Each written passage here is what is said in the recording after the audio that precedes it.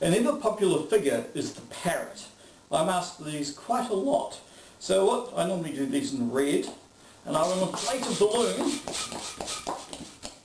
until there's only just slightly less, about an inch uninflated at the end.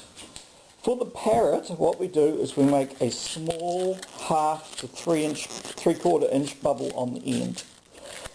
There we go, twist that in. And then I'm going to grab that knot, the knot end, I'm going to pull that down, and I'm going to twist the balloon about 2 inches down.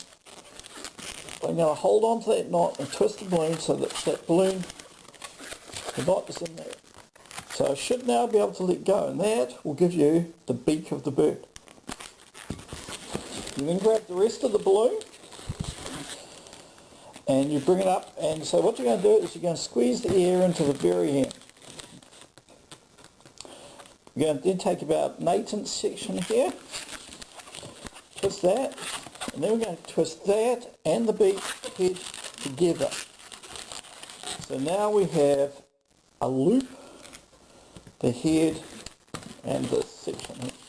I then grab the whole lot together, and about 3 inches down, I'm going to grab, now squeeze in with my right hand and then twist.